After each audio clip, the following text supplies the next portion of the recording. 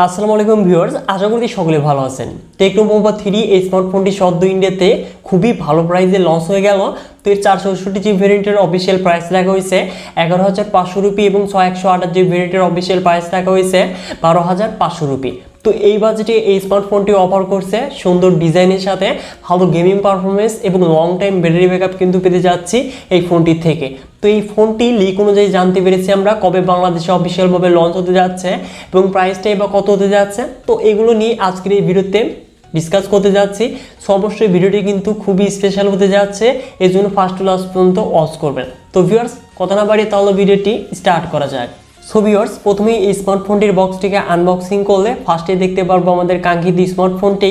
তো ফোনটিকে একটু সাইডে রাখলে তার নিচে দেখতে পারবো warranty card, papers, back cover. তার নিচে দেখতে পারবো আমরা আরেকটি মিনি বক্স, যার মাঝে দেখতে পারবো USB type C data cable and earphones. তার নিচে দেখতে পারবো 33 ওয়াট ফাস্ট চার্জিং অ্যাডাপ্টার। তো এই কিন্তু মূলত হতে যাচ্ছে বক্স কন্টেন্ট হিসেবে। তো এবার যদি মুভ করা যায় এই স্মার্টফোনটিতে, তো এই ফোনটির ফ্রেম এবং রিয়ারে দেখতে পারবো আমরা পলিকার্বনেট ম্যাটেরিয়াল এবং রিয়ারে দেখতে পারবো ম্যাট ফিনিশ এবং মাঝ বরাবর দেখতে পারবো একটি লাইন, যেখানে দেখতে পারবো আমরা গ্লসি ফিনিশিং এবং এখানে থাকছে 8GB লাইট। এই ক্ষেত্রে ফোনটির নোটিফিকেশনের সময় ইনকামিং কল বা মেসেজ, বিশেষ করে চার্জিংয়ের সময় কিন্তু এই স্মার্টফোনটির লাইটটা কিন্তু অনেকটাই সুন্দর একটি ইফেক্ট দিবে। বিশেষ করে আপনারা যারা গেমিং করবেন, তো গেমিংয়ের সময় কিন্তু একটা সুন্দর ইফেক্ট দিবে, বিশেষ করে ফ্ল্যাগশিপ ক্যাটাগরির যে স্মার্টফোনগুলো রয়েছে। তো সেরকম কিন্তু একটি ফিল পাওয়া যাবে এই স্মার্টফোনটি থেকে। তো অবশ্যই এই ফোনটি গেমারদের টার্গেট করেই কিন্তু ডিজাইন আপ করা হয়েছে।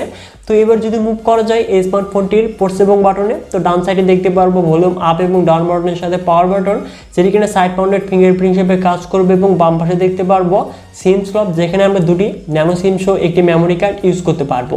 এবং নিচের দিকে দেখতে পারবো 3.5mm audio jack, primary microphone, USB type C port এবং স্পিকার গিট। এবং টপে দেখতে পারবো আমরা ডুয়াল স্টুডিও স্পিকার। তো এখানে অবশ্যই সেকেন্ডারি নয়েজ ক্যান্সেলেশন মাইক্রোফোনটি মিস করতে যাচ্ছি। তো এবার যদি মুভ করা যায় এই স্মার্টফোনটির ডিসপ্লেতে, তো 6.95 inches IPS LCD display panel দেখতে পারবো, যার রেজুলেশন ফুল HD প্লাস, সাথে থাকছে 90 হার্জ রিফ্রেশ রেট এবং 500 নিটস স্পেক ব্রাইটনেস। তো অবশ্যই এই স্মার্টফোনটির কালার, কন্ট্রাস্ট, ব্রাইটনেস তো এই বাজেটে যথেষ্ট ভালো বলা যায়। তো এবার যদি মুভ করা যায় এই স্মার্টফোনটির পারফরমেন্সে, তো অ্যান্ড্রয়েড ভার্সন 12 এর সাথে হাইয়েস্ট 8 রান করবে, যেখানে চিপসেট হিসেবে থাকছে MediaTek Helio G88 এবং র্যাম টাইপ LPDDR4S এবং স্টোরেজ টাইপ UFS 2.0। তো অবশ্যই এই চিপসেট থেকে কিন্তু আমরা ভালো লেভেলের গেমিং পারফরমেন্স দেখে আসছি। তো গেমিং পারফরমেন্সটা কিন্তু যথেষ্ট ভালো হতে যাচ্ছে। তো এই ফোনটি দিয়ে আমরা পাবজি, ফ্রি ফায়ার এবং অন্যান্য গেমগুলো কিন্তু মিডিয়াম সেটিংসে ইজিলি প্লে করতে পারবো। বিশেষ করে এখানে থাকছে গেমিং মোড, এই ক্ষেত্রে কিন্তু আমরা এক্সট্রা অনেকগুলো ফিচার্স দেখতে পারবো। এবং এই ফোনটি যদি গরম না হয়, এক্ষেত্রে কিন্তু এখানে কুলিং সিস্টেম থাকছে। এক্ষেত্রে বলাই যায় এই ফোনটি কিন্তু গেমারদের টার্গেট করেই লঞ্চ করা হয়েছে। তো বিশেষ করে গেমিং এডিশন নাম দিলে ভুল হতো না। এবং এই ফোনটির 6GB ভেরিয়েন্টের সাথে 5GB ভার্চুয়াল র্যাম দেখতে পারবো। তো এবার যদি মুভ করা যায় এই স্মার্টফোনটির ক্যামেরাতে, তো রিয়ারে দেখতে পারবো আমরা ট্রিপল ক্যামেরা সেটআপ, যার মেইন ক্যামেরাটি 50 মেগাপিক্সেল, যার অ্যাপারচার হলো 1.6, সাথে থাকছে 2 মেগাপিক্সেল ম্যাক্রো এবং AI লেন্স দেখতে পারবো। এবং ফ্রন্টে থাকছে 8 মেগাপিক্সেল সেলফি ক্যামেরা। এবং এই ফোনটির রিয়ার ক্যামেরা দিয়ে আমরা 2K ভিডিও 30 fps সর্বোচ্চ ভিডিও শ্যুট করতে পারবো এবং EIS থাকছে। এবং এই ফোনটির রিয়ারের যে ফটো কোয়ালিটি মেইন ক্যামেরা, তা হয়তো আপনারা দেখতে পাচ্ছেন। তো অবশ্যই ফটো কোয়ালিটি অনেকটাই বেটার বলা যায়।